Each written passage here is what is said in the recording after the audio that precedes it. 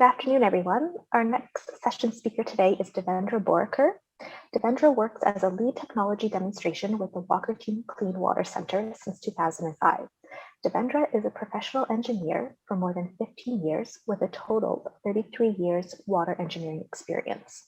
Devendra holds a PhD degree in chemical and biological engineering from UBC, to master's degree in water and wastewater engineering and environmental engineering, and a bachelor's degree in environmental engineering. Welcome, Devendra. Thank you, Marisa, and good afternoon, everybody.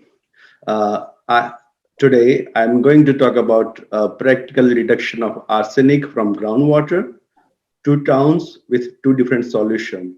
The co-authors of this article is Lindsay, Laura, Jeff, Elliot, Ryan, Steve, and Suleiman.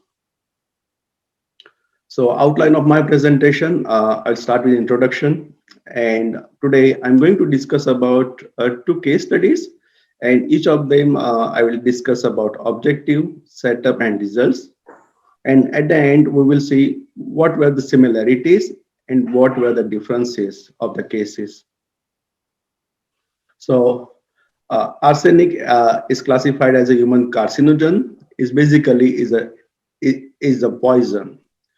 In January 2018, Ministry of Environment, Conservation and Park lower maximum acceptable concentration from arsenic from 25 to 10 microgram per liter.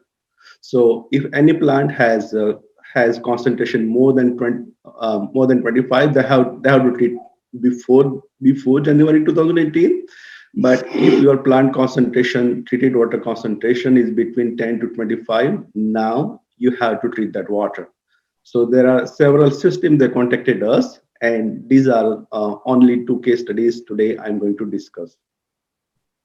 So when you look at typical treatment technologies, basically it's three options. The first one is simple one, is precipitative and membrane processes. So when you say about oxidation, and all water in plant will have chlorine as an oxidant, and plus filtration. Now in filtration, you have several choices. First, you can do with the cartridge filtration. You can if you if you have sewer system, then you can do some backwashing like pressure sand filtration, and there's many options for filtration. The second one is adsorptive processes. So oxidation followed by adsorption in alumina and iron-based absorbent. So in this one, arsenic get absorbed into this one, but when you backwash it, it won't go to the backwash. Arsenic will stick with that granule of that alumina or iron absorbent. Another process, a typical process, is ion exchange processes that uses anionic reagents in chloride form generated with the salt. But it do like all, it's like combo. It remove all that negative ion, including hydroxide ion as well. So including bicarbonate, carbonate, hydroxide. So what it means, you can reduce, your alkalinity will be reduced as well, depending on where you are in alkalinity level. If we are closer to that limit, about 50 or less than 100, then your pH will change a lot, and that might create a problem because pH adjustment is very difficult to do. And most of our clients are from North Ontario, and they have less alkalinity and with the less pH. So that's why normally we avoid this ionization system. So objective is to reduce arsenic. Specific objective is to reduce arsenic in treated water is less than 5 microgram per liter. So what happens if your treated water concentration is less than 50% of the MAC, then ministry won't bother you. Then you are in good bin. But if we are between 5 to 10 or 50% to 100%, then ministry will see what is your results, what's your treated water arsenic level or something, whatever it is. And to reduce iron in treated water level as low as possible for aesthetic purposes. So here the case study number one, This town is a bigger town compared to these two, under population under 10,000. Arsenic level in well is 10.4 microgram per liter. Arsenic level in arsenic level, that's a typo here, not in well, at our center. When we bring that water to the center is 0.06 mg per liter. Iron to arsenic ratio is 5.8, and I will tell you more about that when the time comes. So existing treatment for this one is chlorination and sequestration by CalSequest to keep iron in dissolved form. This town has a sewer system. So if you have any system which is backwashable, you can use that one. So this is the first data test we did it on site. So the total arsenic level did not change when you add chlorine, but when you filter it out, that treated water arsenic level to about 75 to 80% of the original concentration. So now here you got about 25 to 30% reduction, and total iron level in raw water was 0.37 mg per liter, and dissolved iron was 0.34. But when you filter it out, your iron concentration is less than 0.02. 0.02 mg per liter is about, that's the 0.02 is the detectable level. So here in this case, we try to do what happens when you add more ferric after you add chlorine. So when you add more ferric chloride, more arsenic will come out of water. So now you get some improvement in arsenic reduction. So this why we're doing that, because this is another lever that the water treatment plant can do that.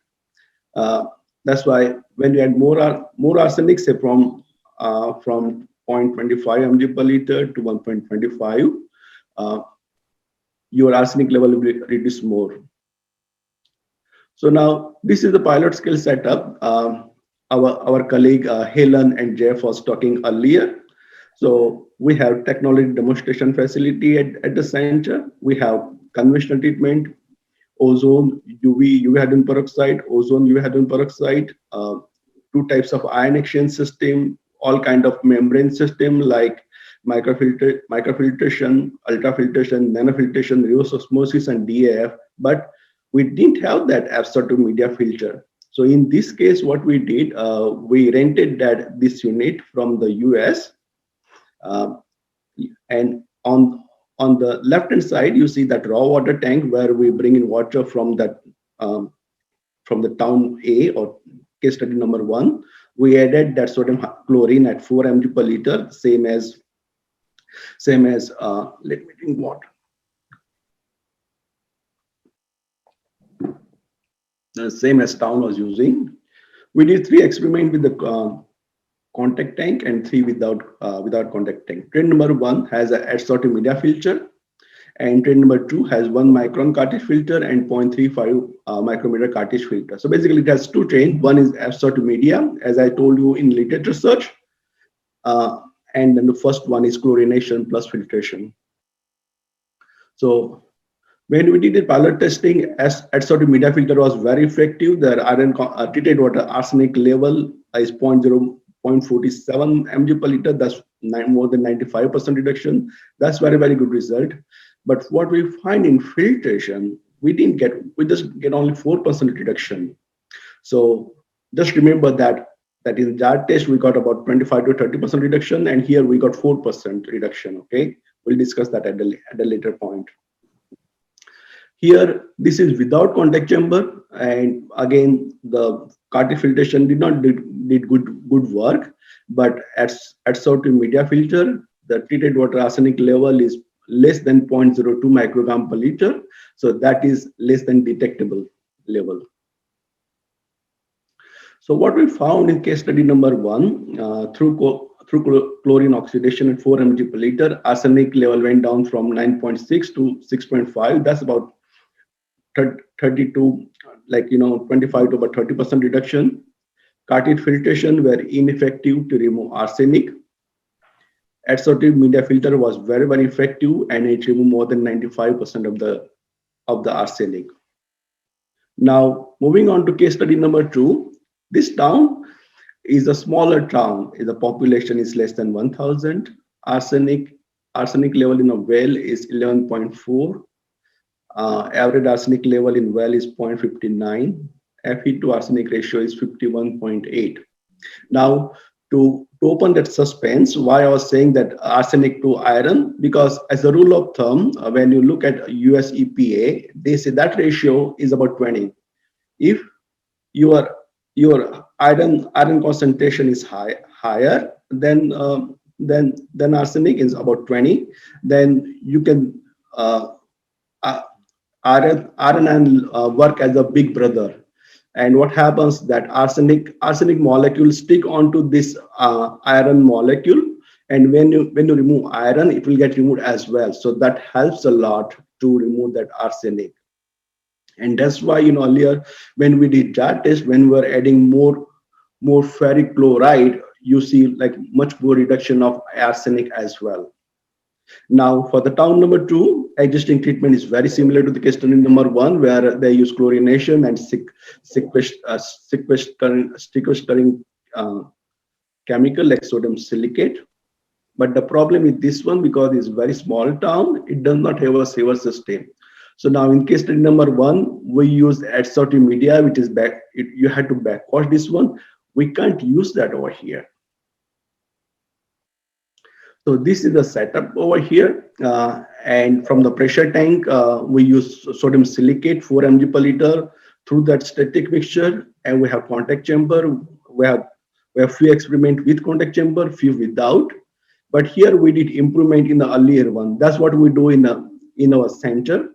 Once we learn from the previous study that what worked and what did not work, we try to improve on that. So in this one, what happened, experiment number 1 to 5, we use 20-inch depth filter, and the size of this one is 50 to 5 micrometer size.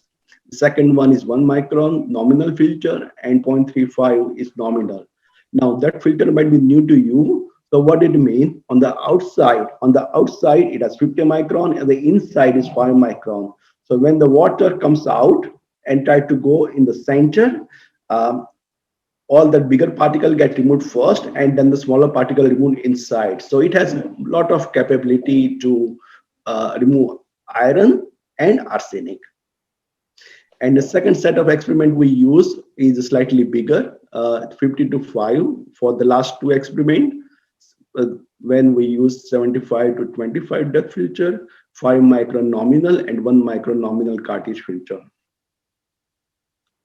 So here also we did that on-site jar test. So arsenic level was about 11.4, but we see about 80% reduction compared to the, when you remember that the jar test number 1, we saw about 25 to 30%. This is 80%. So that gives us very good hope that we should be able to remove arsenic by filtration.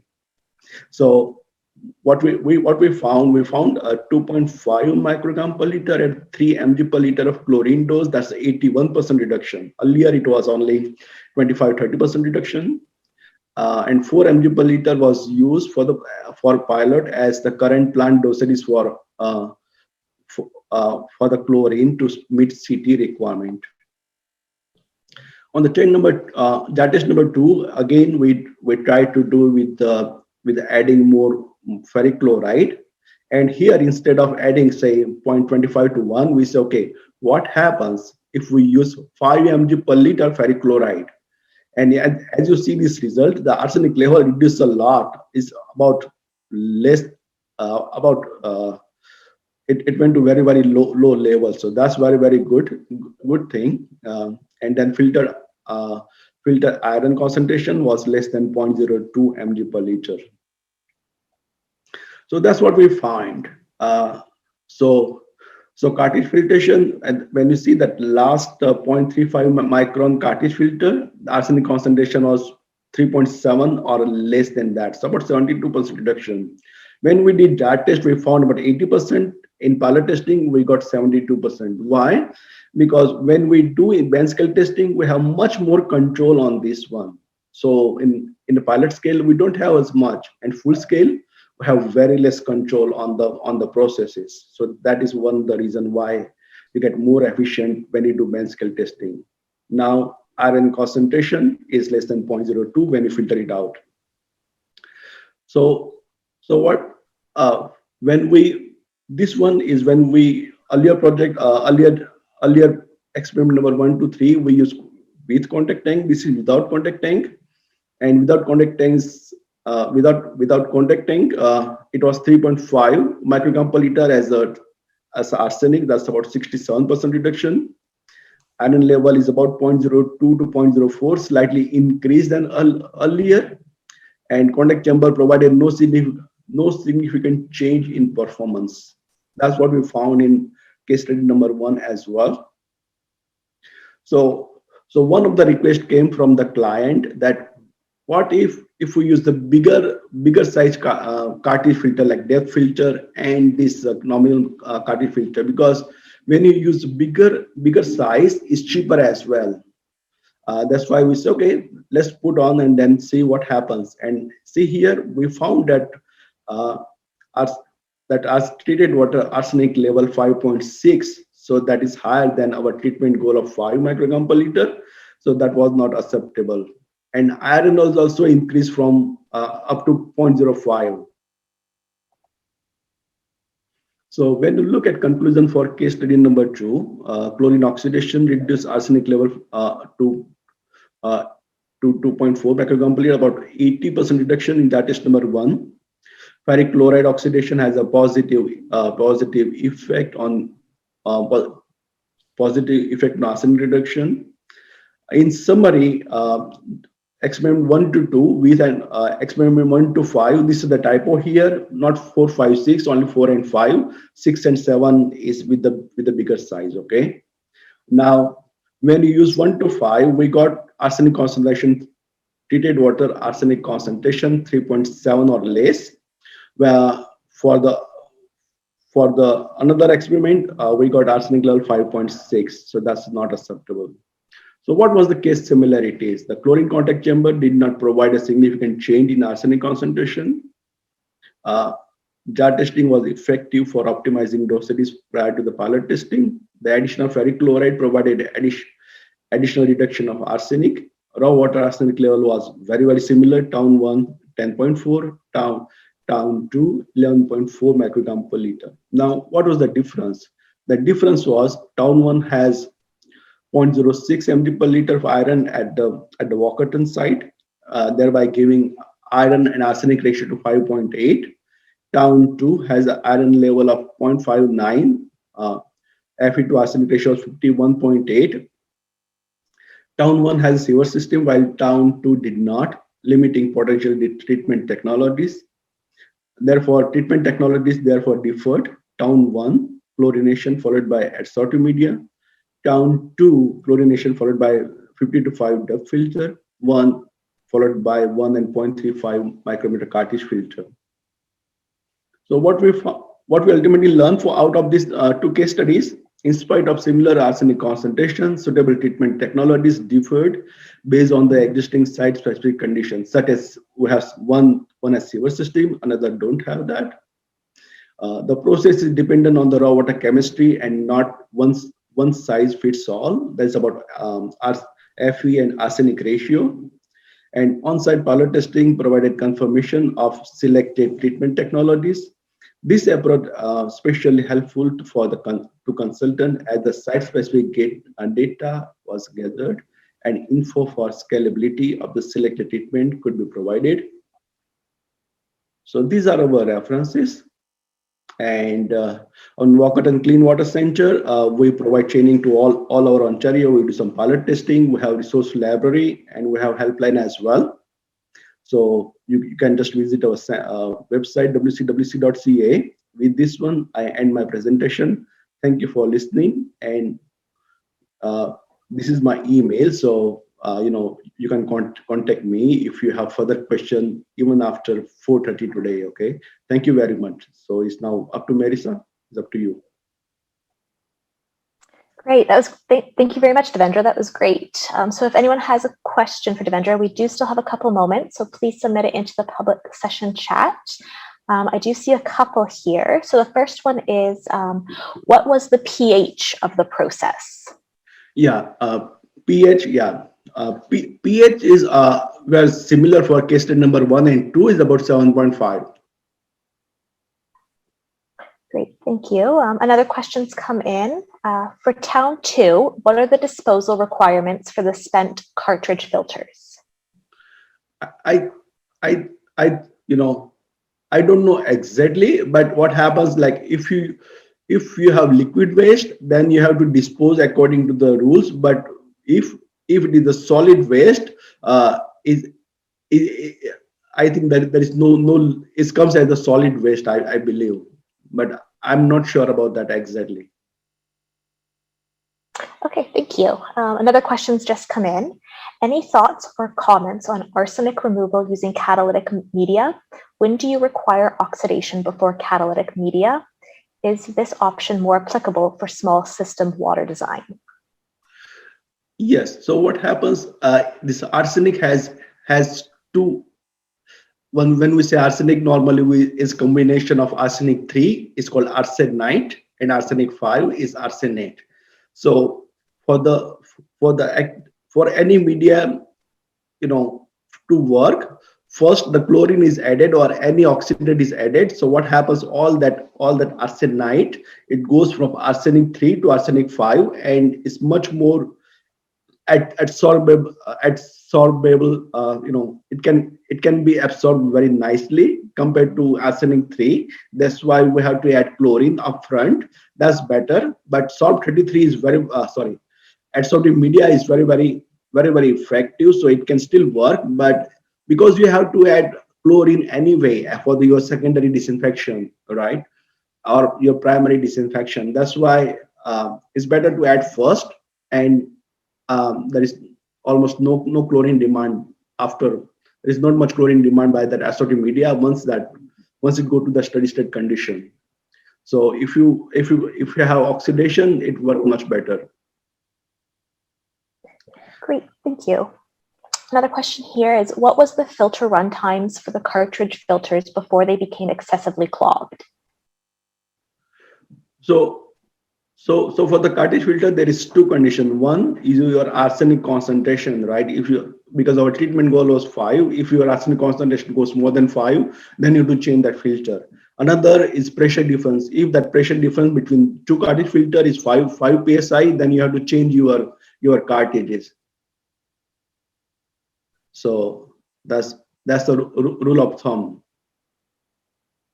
Sometimes, depending on the municipality, sometimes we say if you have difference between two cartridge filter went to 10 psi difference, then you have to change. But more than 5 is about time to change your filter. Great, thank you. Another question, it was, what were the manganese levels in the influent water? In this one, we didn't tested that manganese, but manganese is, I believe, is less than 20 microgram per liter. We didn't measure this one because there is no problem in that of manganese. Iron was the main problem, but probably is not significant. It's less than 20 microgram per liter. Thank you. So we just have a couple comments here about a great presentation. Thanking you. If there's anyone else with a question, please submit it into the chat box. We do have a couple minutes left. So we'll do a last call for any questions.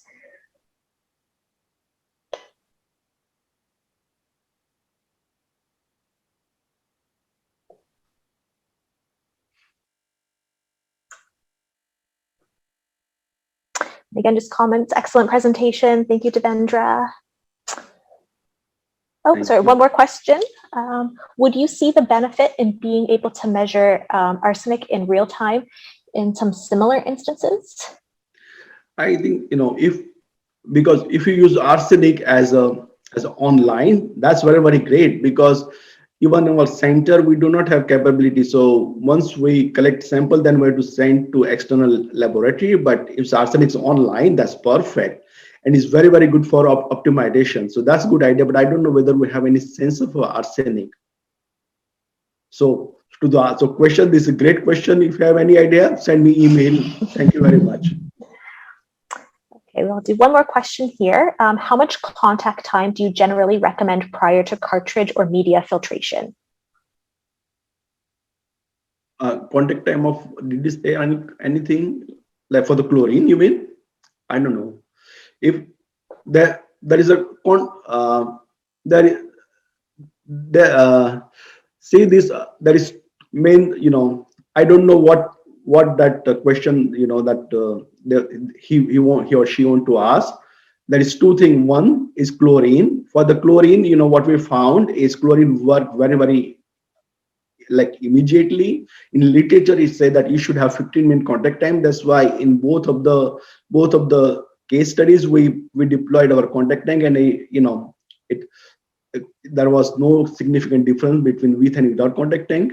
Other thing is for the filtration. Now if you have cartridge filtration, the main the main the main characteristics of the membrane is your effluent water quality always remain the same. Your pressure will increase, and that is the one thing. So contact time does not matter for this membrane filtration, but for the soft 33 it makes sense. So that's the empty bed contact time is about 2.2 minute 2.4 minute for that soft 33 media. Sorry, at soft media. Great, thank you. And he did clarify that it was yes for chlorine, he was asking. Yeah. So chlorine, because it worked very, very immediately. We did about 5-6 pilot testing project, and it does not matter. That's why nowadays we don't use that chlorine contact tank anymore. Perfect, thank you. So it doesn't look like there's any other questions coming in. So I'd like to thank you again, Devendra, for taking the time to speak with us today. And thank you for all the attendees for joining us again this afternoon. And we'll see everyone again on Wednesday. Thank you, Marisa, and thank you all for listening. Thank you very much. Thank you.